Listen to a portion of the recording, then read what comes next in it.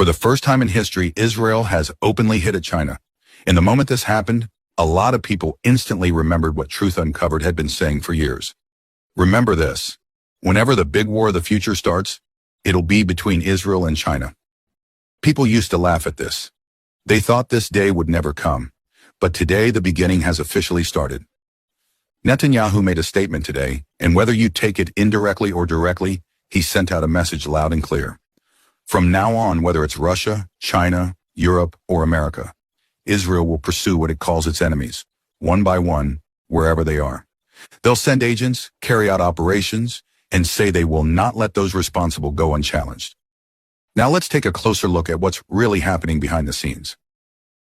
Netanyahu first said, Qatar and China are playing a massive game against us on the international stage. Qatar has money and influence. They're using it to manage media worldwide against Israel.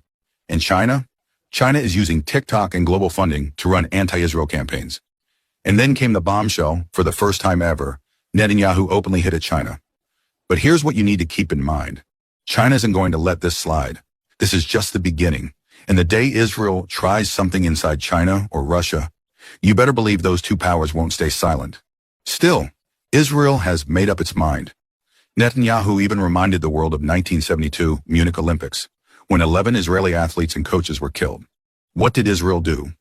They launched Operation Wrath of God, sending Mossad agents across the globe to eliminate the attackers, one by one. That's the same policy Netanyahu is repeating now. He literally said, no matter where Hamas leaders are hiding, China, Russia, Europe, anywhere, will go after them. Now think about this. Today he accused China directly, saying that TikTok, global media, and major campaigns against Israel are funded by Beijing. He even dragged Qatar into it, saying their money is fueling the fire. Well, this isn't just about Gaza anymore. Israel's strategy is to expand the battlefield. Gaza, Syria, Lebanon, Iraq, Yemen, now Qatar, and finally China. And here's the dangerous part. Netanyahu said America is fully behind Israel. He admitted Israel is isolated globally, but with U.S. support, they don't care. He accused some immigrant communities in Europe of being planted deliberately to weaken European governments and push them toward an anti-Israel direction. His hidden agenda? Push NATO and European powers to impose stricter immigration measures. This is the scary future. Europe could soon launch a major campaign to curb immigration, blaming newcomers for political instability. Now look at America. Trump has already started mass deportations. Construction projects are halted, restaurants are empty, grocery prices have skyrocketed because cheap immigrant labor is gone. Trump says he'll rebuild the economy his way. But behind the scenes, Israel is whispering to NATO and Europe, take them out of your systems or your governments will face political consequences. This is the bigger plan. Pressure certain immigrant communities in Europe.